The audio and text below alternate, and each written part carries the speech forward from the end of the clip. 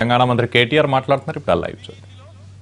దేశముద్రు తెలంగాణ ప్రభుత్వం దేశముద్రట ఉత్తమ కుమార్ రెడ్డి దగ్గర నేర్చుకోవాలి. మనం నిన్న మొన్నటి దాకా ఎవరైనా గృహ నిర్మాణ శాఖ మంత్రి, ఏ గృహ నిర్మాణం కట్టని ఇండ్లకు బిల్లులు ఎత్తిన మహానుభావులు ఉన్న కాంగ్రెస్ పార్టీకి సంబంధించిన మంత్రి. ఈయన కార్ల కాదా 3 కోట్లు దొరికింది మొన్న కోదాడలో ఎలక్షన్లు ఆడ దొరికినాయి. ఈయన కార్ల కాదా?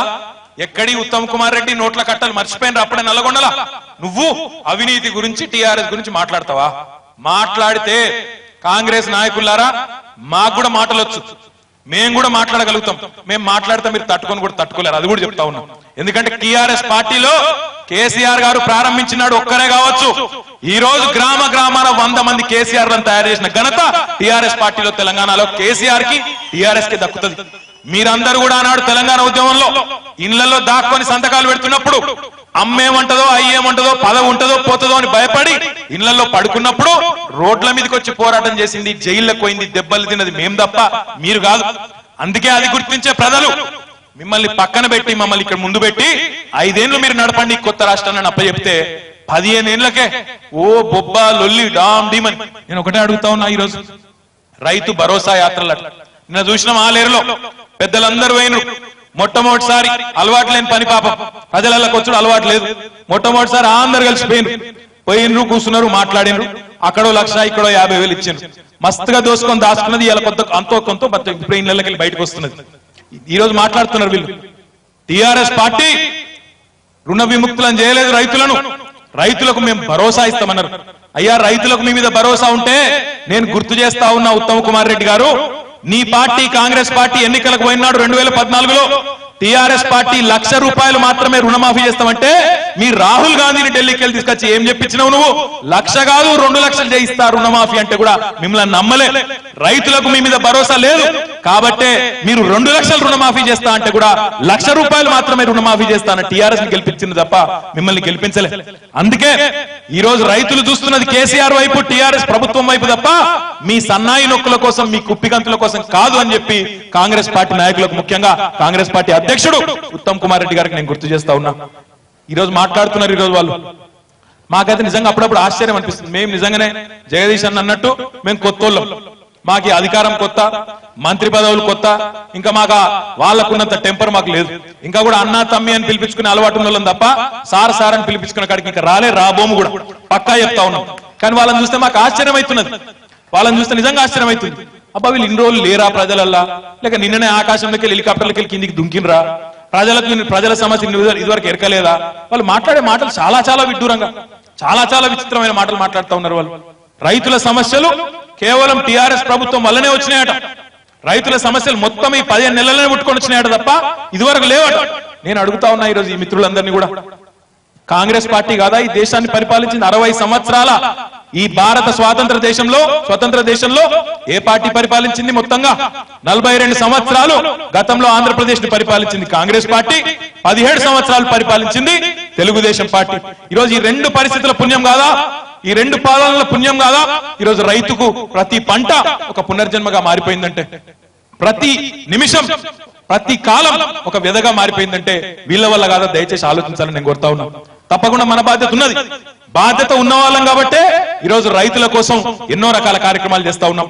గతంలో మీకు తెలుసు రైతులకు వ్యవసాయం అంటే ఆనాడు మరి కాలం వచ్చింది అంటే, పంటలు నాట్లేసే కాలం వచ్చింది అంటే ఖచ్చితంగా ప్రతిసారి ఎరువుల కోసం, విత్తనాల కోసం వీధి పోరాటాలు చేసే పరిస్థితి. ప్రతిసారి ఎరువులు విత్తనాలు అనగానే మరి పోయిన రైతు బట్టలు వేసుకొని పోయిన రైతు బట్టలు చినిగొస్తాడో ఎట్లా వస్తాడో తెలియని పరిస్థితి. ఆనాడు వీళ్ళ పాలనలో కాదా? పోలీస్ స్టేషన్లలో పెట్టి విత్తనాలు పంచింది కాంగ్రెస్ పరిపాలనలో కాదా? చివరికి రైతులు నిల్సోని లైన్లలో చెప్పులు నిలబెట్టి తినడానికి పోయిన పరిస్థితులు గతంలో మనం చూడలేదా అని నేను అడుగుతా ఉన్నా. తెలంగాణ ప్రభుత్వం వచ్చిన తర్వాత ఎక్కడన్నా ఎరువుల కోసం, విత్తనాల కోసం క్యూలు ఉన్నాయా? దయచేసి ఒక్కసారి మీరు చెప్పాలని నేను కోరుతా ఉన్నా. అదే రకంగా తెలంగాణ ప్రభుత్వం వచ్చిన తర్వాత ఇస్తామన్న 6 గంటల కరెంటును, నాణ్యమైన కరెంటును ఇస్తున్నామో లేదో ఒక్కసారి మీ చప్పట్ల ద్వారా గట్టిగా చెప్పాలని చెప్పి నేను కోరుతా ఉన్నా. ఈరోజు అన్నగారు విద్యుత్ శాఖ మంత్రిగా మన జిల్లాకే కాదు మొత్తం తెలంగాణలోని అన్ని జిల్లాలకు కూడా వెలుగులు నింపే ప్రయత్నం చేస్తున్న జగదీష్ రెడ్డి గారు మీ జిల్లా మంత్రిగా ఉండడం కూడా తప్పకుండా మీరందరూ గర్వించదగ్గ విషయం కూడా నేను చెప్తా ఉన్నాను. దాంతో పాటు యాదాద్రి విద్యుత్ కేంద్రం ద్వారా మొత్తం తెలంగాణలోని ఎక్కడా లేని విధంగా ఒక అల్ట్రా మెగా పవర్ ప్రాజెక్టును 5,500 మెగావాట్ల ప్రాజెక్టును నల్లగొండ జిల్లా వేదికగానే నిలిపి రేపటి రోజున వచ్చే ఎండాకాలం నుంచి రైతులకు పట్ట పగలే 9 గంటల నాణ్యమైన కరెంట్ ఇచ్చేది కూడా తప్పకుండా టిఆర్ఎస్ ప్రభుత్వం వల్ల అయితే తప్ప ఈ దద్దమ్మల వల్ల మాత్రం కాదని నేను చెప్తా ఉన్నా. ఇంకో మాట కూడా నేను గుర్తు చేస్తా ఉన్నా మీకు. ఈరోజు రైతులకు ప్రభుత్వం తన ప్రయత్నం తాను చేస్తున్నది. ఎరువులు విత్తనాల మీద సబ్సిడీ, ఎరువును విత్తనాలను సక్రమంగా సరఫరా చేయడం, నకిలీ విత్తనాలు లేకుండా చూసుకోవడం, ఫ్రీగా కరెంటు, ఫ్రీగా నీళ్లు, కనీస మద్దతు ధర, వడ్డీ లేని రుణాలు, ఇవన్నీ కూడా చేస్తున్నాం. ఇవి సరిపోవు అంటేనే 17,000 కోట్ల రూపాయల రుణమాఫీని ఈ రోజు మనమేం చేస్తా ఉన్నాం తప్ప వీళ్ళు ఏనాడు కూడా చేయలేదు. నిన్న మాట్లాడుతున్న ఒక ఆయన కాంగ్రెస్ నాయకుడు ఆలేరులో మేము కూడా గతంలో చేసినాం రుణమాఫీ, ఏకకాలంలో 1 టైం చేసినామంటున్నాడు. అయ్యా ఒక్కసారి మాట్లాడేటప్పుడు ఆలోచించుకొని సోయితో మాట్లాడాలని నేను కోరుతా ఉన్నా. ఏం చేసినావు రుణమాఫీ నువ్వు ఆనాడు 2004లో మొత్తం భారతదేశంలో కేంద్ర ప్రభుత్వం ఆనాడు 55,000 కోట్ల రూపాయలు మొత్తం దేశంలో. అప్పుడు మన తెలంగాణ ఎంత చేసిండ్రు, వీళ్ళు చేసింది 3,000 కోట్లు మాత్రమే. 3,000 కోట్లు ఒకసారి అంటే చేయొచ్చు, కానీ 17,000 కోట్లు ఒకసారి ఉంటుందా ఈ ప్రభుత్వం దగ్గరనన్నా?